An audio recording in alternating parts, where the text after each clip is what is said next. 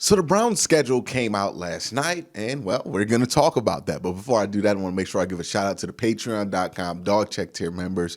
And I'm going to start with Fred Pratt III, David Valtier, Relentless Buck, Chunt, Rex Kaufman, The Real Quincy Carrier, Kevin Johnson, Marino V, Cleveland Cart, Matt H, Sign Sheets, Gemini, Fight Dirty 74, Yo-Yo, Matt Lloyd, Paul Wilcox, Hundo Magnifico, Rob Ferron, Kyle Stouffer, Lukey from Munich, Dave Roth, J Guy 101, Joe Bobby, Brad Cowbo, Dylan W, James McGinley, Orenda Hall, Chad Gimme, David Maldonado, Dylan Hale, Josh Bendor, Mark M, TJ Showman, Stuart Moore, Cleveland BCI, Robert Jermaine Jr., Dave Mike May, John Cummings, Andrew Hirsch, Curtis Bear, Brock Kumar, John Albert, Masayua, Buds Roland, James Nemo, Mac House, Reeve Hertz, Philip Wilcoxon, Marie Vivert, Sean Barron, Goggles Pisano, Corporal Nick Lopez, Dom Gazzulo, Nick Nasty, Ian Whitaker, Colin 216, Anthony Latham, Christian, Dave Strong, Matt Stone, Charles Work, Billy Moose Gentry, Mark Burnett II, Andre Griffin, Otis Wolf, Dog Pound Kai, Greg Ehlers, Austin Bolin, Kirkabar, Lydia Mahawk, Jesus Serrano, Chris Phones, Picktown Browns backers, Mark Kahn, Max Owl Dojo, and Water Bear Marketing. Again, guys, thank you so much for the support. I appreciate it a ton. Now let's talk about the schedule and see if this is going to be a issue for the Cleveland Browns coming up in 2021. So this schedule that the Browns got for 2021 is interesting. It's in some ways exactly what I expected the schedule to kind of look like, and in other ways is a little bit surprising. And I think there's some overall philosophical changes when it comes to how the schedule is laid out that I kind of do appreciate that the NFL went in that direction, if that's what they're planning to do long term. As far as the AFC North goes, I know one trend in particular that I am a fan of. But nonetheless, let's go week by week and break it down. We have a lot of weeks this year, not 17, 18. So let me get started early with it. And we're going to start with week 1, 4/25. CBS, so it's the national CBS game. Jim Nantz and Tony Romo, Kansas City Chiefs in Arrowhead. And that's going to be a crazy, crazy game. It's pretty much the game that the Browns had ended the year on. They're going to start the year on, right? Kansas City and Arrowhead, except for this time there will be a full stadium. Except for this time, both teams will hopefully be fully healthy and both teams will be able to give it their best shot. This time, both teams were kind of hurt going into that game in the playoffs, as most teams are at that time of year. So it's going to be an interesting game. One, it's going to be interesting to see how this defense stacks up week 1 versus its toughest test. That's going to be kind of a litmus test to just see where that defense is at in its development. And again, guys, it's going to take time for this defense to really click like it should. I know there's going to be the advantage of offseason programs and training camp and all that, so it should move a little bit faster.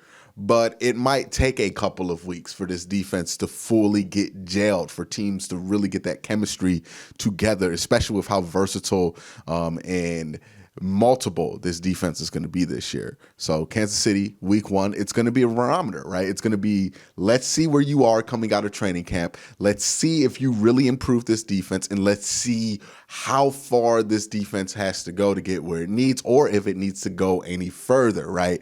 So that's going to be good to know. And honestly, I would rather have that test, that barometer of the Kansas City Chiefs, because they are, the best offense in the NFL. Nobody is debating that. And I would rather have that test up first, because that is what you have to do, right? You want to know these things early. If certain corners can't cover against faster wide receivers, if your solution for covering tight ends does not hold up against elite tight ends, these are things you want to know early on so you can A, make the adjustments, and B, make trades if you need to make trades. So I like the Kansas City Chiefs game being first up. If there's any hole on this defense that desperately needs to be patched, the Kansas City Chiefs will most likely exploit it and kind of expose that hole for everybody else to see, but also for the Cleveland Browns to see where they need to patch things. And again, with things like that, you want to see them early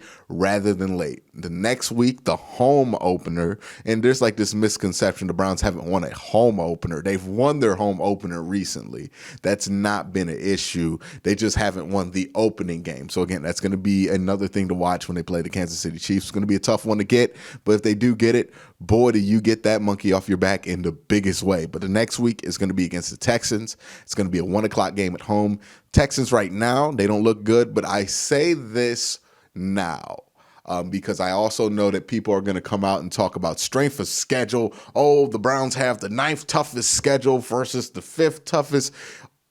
All of that does not matter. Like, let me say that clearly. It does not matter where your schedule ranks in May, because the fact of the matter is that teams rise and fall violently in the NFL every year. 2 years ago, the Chiefs, Texans, Bears, Vikings would have been a murderer's row, right? With the Chargers at that. The first 5 weeks of this schedule would have been a murderer's row because the Chiefs were still good a couple of years ago. The Texans still good a couple of years ago. The Bears were still good a couple of years ago. The Vikings were still good a couple of years ago, and so were the Chargers.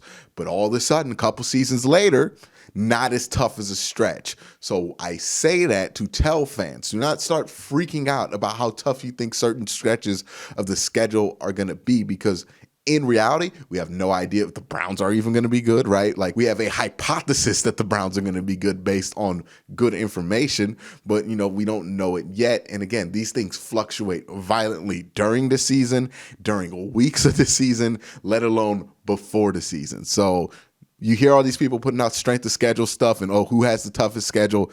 Those conversations, I feel like, are just pointless and irrelevant. So I'm not really going to indulge in that as much. But the Texans week 2 home opener, that should be a game that the Browns should be able to win as everything goes out right now. Same thing with the Bears, right? It's going to be nice. Justin Fields probably going to be playing that game. I don't see a world where he doesn't beat Andy Dalton out in training camp. That'll be a nice little return storyline for Justin Fields. And, depending on how you look at this, hopefully not, hopefully he has a similar story of Dwayne Haskins' return to Ohio when he did that thing last year. Minnesota, at Minnesota, it's going to be a little bit of a storyline game because it'll be Kevin Stefanski's return to Minnesota. I don't know what that means for the folks in Minnesota, because I don't know what Kevin Stefanski means to people in Minnesota, but, maybe it means something that might be interesting. And then, boom, you go to SoFi Stadium in the West Coast, week 5. Always a dangerous game, right, when you're going out west for an AFC North team. So watch out for that one. That's going to be interesting. Justin Herbert, they can definitely stretch the field out, and this is going to be another kind of barometer game just to see where this secondary is at, because Justin Herbert should be able to test the verticality of this defense and see if it really holds up. And then you get another test after that with a very, very mobile, scrambling quarterback. You almost get a dress rehearsal versus the Baltimore Ravens when it comes to the Arizona Cardinals, because they're very similar teams, especially on offense. So that'll be an interesting game. That's going to be the next game, and that will be a home game. And then you get the Denver Broncos on Thursday Night Football at home. That's always the most important thing when you look for a Thursday night football game. Home Thursday night football games, for whatever reason, heavily favor the home team. It is a thing. It is a stat that has been long running and has proven to be pretty reliable, that there is a massive advantage for a Thursday night football game for the home team. So as long as you have that Thursday night football game at home, you feel really good about it. The next week you play the Pittsburgh Steelers at home. So your first game in the division doesn't come till week 8. Now, this is one of the trends I wanted to talk about, and I hope the league continues on for everybody else, because I am not a big fan of early division games. I don't think that ends up with you getting the best teams in the playoffs at the end of the year. I don't think that ends up with the best teams necessarily winning the division at the end of the year. And I just don't think it makes for a good product when you have all of these division games early. Like the Browns last year, they played the Bengals in week 2 and week 6, which wasn't really representative of the team that the Bengals became at the end of the year or the team that the Browns became at the end of the year. Both teams went in completely different directions towards the end of the year. The Bengals, obviously, because of injury. The Browns got more chemistry together, even though they withstood some injury as well. But now it looks like they're trying to schedule these division games, at least in the AFC North, after the first half of the season. And this is why I love this trend, because now teams get multiple games, multiple looks, multiple tests to become what they're going to be. It's kind of like in college football, right? Before you play your conference games, which really matter when it comes to the postseason, you have to play your out-of-conference schedules. And sure, you play maybe a home and home against an Alabama here or there, but you're also putting up teams that, might play different offenses that you want to see different looks at, but aren't necessarily going to be threats, are going to ruin your chance at the postseason. Now, in the NFL, it's different. Any team can beat you any week, and it's not like one loss can sink you. But when you are playing these games, these NFC games early, these out-of-division games early, it kind of keeps you clean as far as your biggest tiebreaker, which is your division record and your division standing. So that being the case, I would like that those more important tiebreaker adjacent games would happen later in the season, so they're more reflective of the teams that make it, right? The Pittsburgh Steelers were a team that kind of feasted early on, were playing really good football early on. I don't want to diminish the amount of football that they were playing very well early on, racked up a ton of wins before the first half of the season, kind of fell apart towards the second half, but they were still the division winner, even though people felt like they might have been one of the worst teams that made the playoffs. So that kind of a situation you don't want to end up in, where you have a team that nobody really believes in having such a high seed. This is kind of how you avoid that from happening as frequently, as having these division games in the back half of the season. Now, some people are going to complain because if you are a playoff contending team, this does make your life a little bit harder, but I don't mind that, right? I think every team should have the best chance possible for them to make their case to win their division and make the playoffs, right? If a team starts out slow, I don't think that should be something that penalizes them for the whole season. And having these division games as late as possible makes sure that whoever makes the playoffs are the teams that are playing the best at the end of the season, which is what you want. So I'm a huge fan of this. And it starts in week 8 with Pittsburgh at home. That's going to be a game that's going to be very intriguing. Halloween, all that stuff. You got Cincinnati at Cincinnati, week 9 right after that. Then you have the Patriots, week 10 away. You have the Detroit Lions at home. So you get a little bit of a breather between division games, and in a Bill Belichick team, you play the Detroit Lions, who might be good this year, might not, we don't know. And then you play the Baltimore Ravens. You get a bye week, and then you play the Baltimore Ravens again. Now, there are two schools of thoughts when it comes to this stretch of games, right? There's one school of thought that doesn't think it's helpful to play the Baltimore Ravens in this succession like it is, right? But I actually am going to go on the other side of this. I think this is extremely favorable for the Cleveland Browns, and I actually understand why Baltimore fans would be a little bit salty about this. One, Baltimore is going to be playing 3 division games in a row. So it'll be Cleveland, Pittsburgh, Cleveland for them, which is rough, right? Those are 3 games, 3 high-intensity games, and 3 games that are going to be probably very physical on them. But I will say this, for the Cleveland Browns, this is favorable. One, you get Baltimore. That first game is going to be Sunday Night Football, but it's going to be on the road. That's going to be difficult. I think a lot of people are probably going to be favoring Baltimore in that one. But the key thing this year is that you cannot get swept by Baltimore again, right? You cannot allow Baltimore to sweep you again, because if they sweep you, they'll win the division over you, and they're probably the biggest threat for the division, in this division for the Cleveland Browns. You might add the Steelers in there as a dark horse, or maybe even the Bengals, but I think it's really going to come down to the Ravens here. And the fact that you get the bye week there, the fact that if you do lose that game, you can immediately focus on how important it is that you get that game back, because you cannot afford to get swept by the Ravens this year.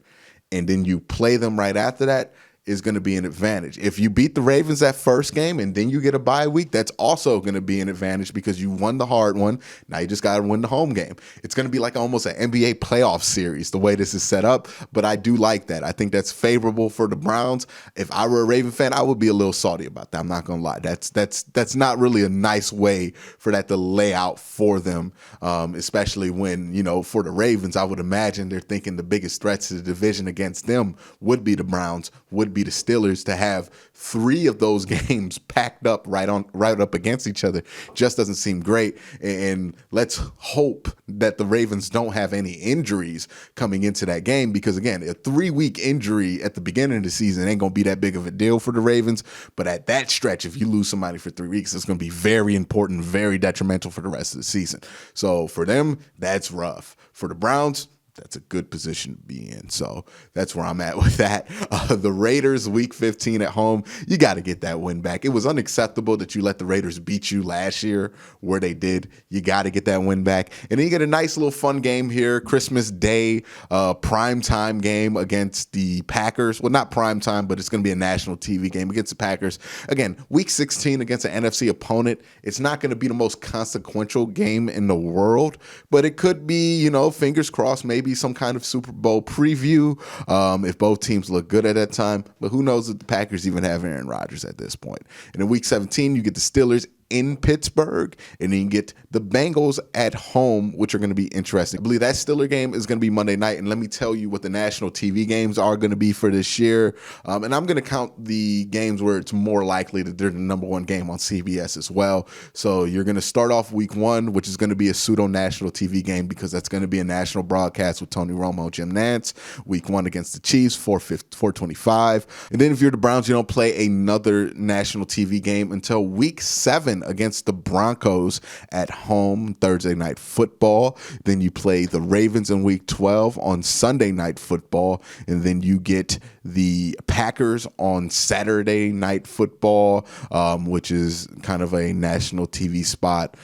You might get the Raiders on Saturday Night Football, which it seems like it's slotted. It can go either way. And then you're definitely going to get that Monday Night Football game, week 17, at Pittsburgh on Monday Night Football. So that's 6 but 5 national TV games. So between 6 and 5 national TV games. I know 5 is the technical limit, but I added in a national broadcast CBS game. I don't know if that counts against the limit for teams when it comes there. But that's the Browns schedule. It's a interesting schedule.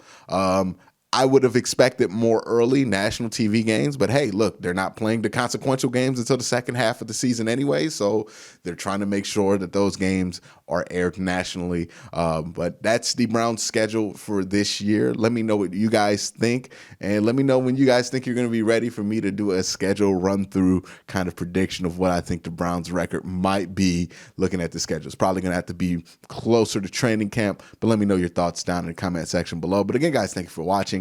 Have a great day. Have a good night.